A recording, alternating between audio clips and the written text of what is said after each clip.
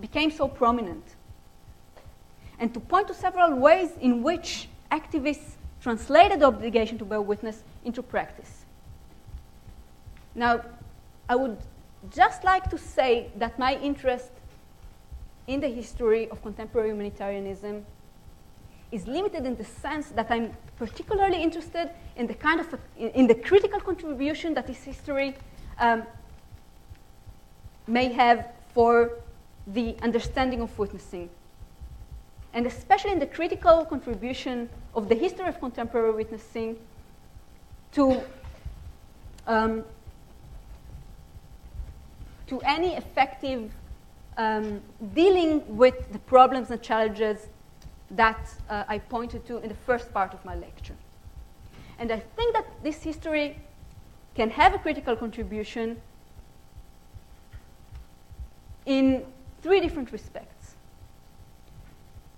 First of all, when witnessing is recognized as a practice that has a history, as a practice that emerged in certain political and social circumstances and might not have emerged in other conditions, then it is much harder to sanctify witnessing. If you wish, the history of witnessing works against the compulsion to bear witness. So that's the first point. Second, when we look back at the history of witnessing as a human rights and humanitarian practice, it is much easier to understand why activists resort to it almost automatically, and why they stick to it even when it fails to yield beneficial results.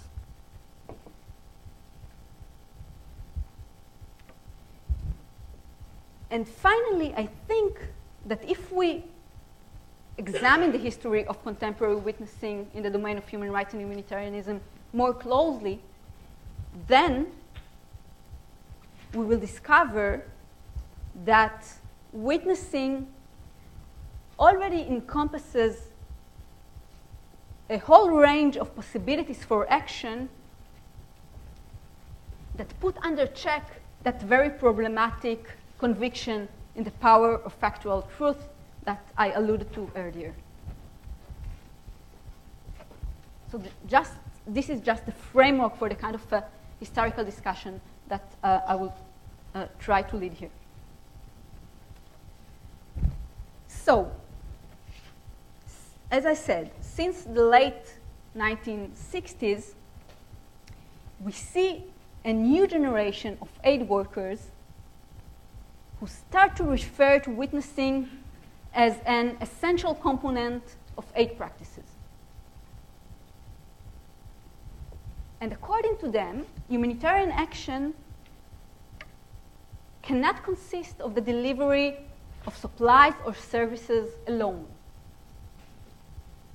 In addition to that, aid workers should bear witness to the condition of the victims and should speak out when need arises. And this call to incorporate witnessing in humanitarian practice is sometimes made by way of an opposition to what is perceived as a dominant and a conservative model of humanitarian concern. Because witnessing is contrasted with what was the erstwhile policy of the International Committee of the Red Cross, the ICRC, which is one of the first non-governmental humanitarian organizations, one of the first organizations, non-governmental organizations, to be operating in the field of transnational humanitarianism. The ICRC adhered to the principle of neutrality and to a policy of discreteness.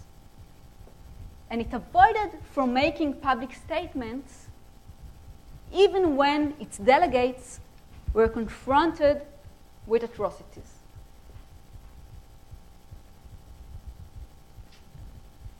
the ICRC was and remains most notorious for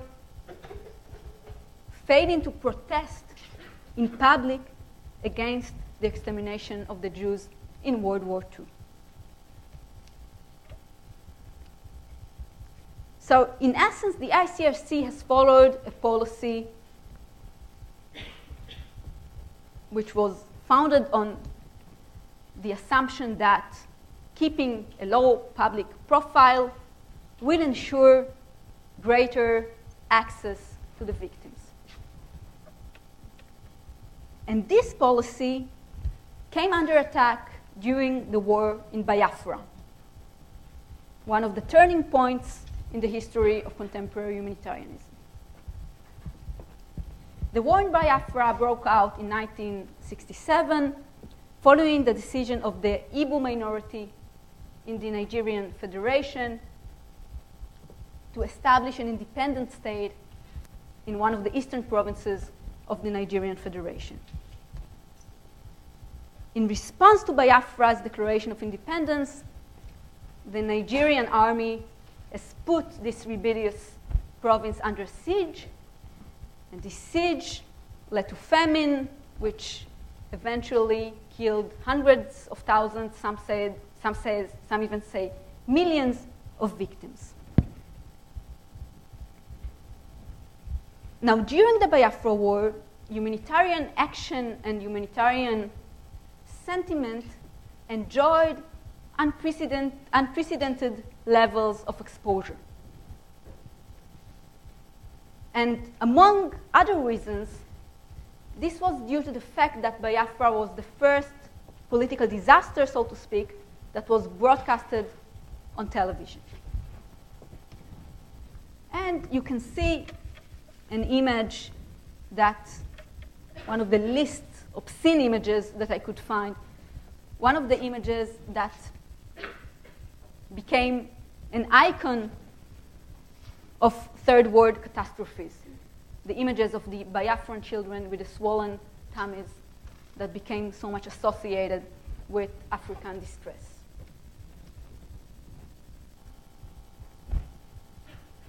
The war in Biafra, as I said, is often referred to as the birthplace of contemporary humanitarianism.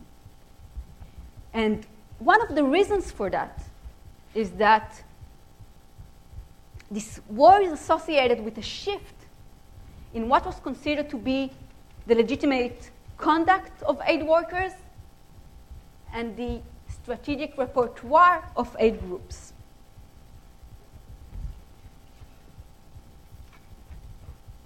It was indeed in Biafra that a group of French physicians that volunteered to work for the mission of the French Red Cross, this group of French physicians broke away with the ICRC's policy of neutrality and discreetness. The same group of physicians decided to speak in public about the plight of the civilian population in the Biafran enclave.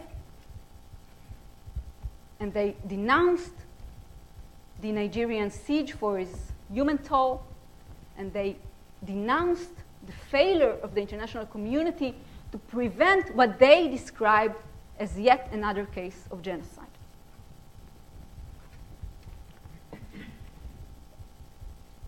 So it is important to note that those physicians viewed their public statements as imperative acts of witnessing. In other words, bearing witness was how they framed their denunciations and calls for action. And those physicians considered their decision to speak out as a belated response to the moral failure of the International Committee of the Red Cross during the Holocaust.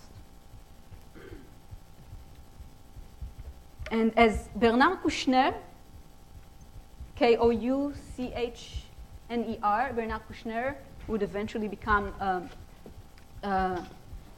foreign minister of France, first the health minister and the foreign minister. But Bernard Kouchner was probably the most outspoken figure in that group of French physicians that I'm referring to.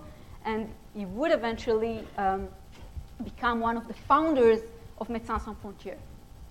So, as Bernard Kouchner put it at the time, and I'm quoting, "It is impossible for us to keep quiet on what we saw and experienced. The ambiguous approach of the Red Cross during the last war in relation to the massacres of the Jews was denounced so vehemently that a similar deed cannot repeat itself one more time." So, Biafra was in many respects the founding myth of MSF, Médecins Sans Frontières. And it exercises a tremendous influence on how the history of that organization is perceived. And because of that influence, one can easily get the impression that humanitarian witnessing basically emerged as a reaction for old models of humanitarian concern that were now perceived to be outdated and even morally flawed. But this is not really the case, because, as I will try to argue now, there were other reasons behind the passionate and the widespread adoption of witnessing as a humanitarian practice.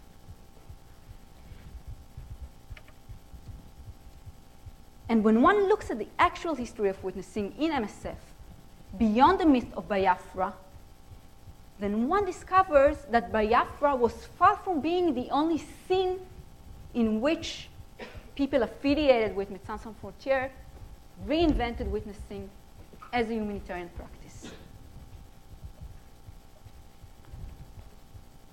So what I would like to do now is, in a way, to offer you an alternative history of witnessing in Médecins Sans Frontières.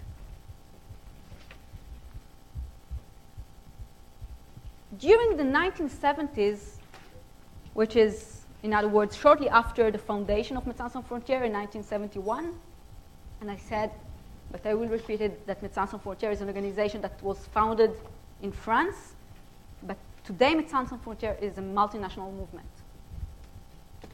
So, shortly after the foundation of MSF, the members of the organization engaged with what they perceived as acts of bearing witness on a regular basis. But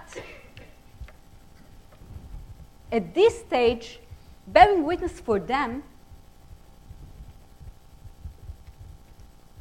did not consist of outspoken statements that follow the model of humanitarian witnessing, that follow the Biafran model of humanitarian witnessing. Rather, for them at that stage, bearing witness was associated first and foremost with the act of going on a mission to a disaster zone or to an underdeveloped country.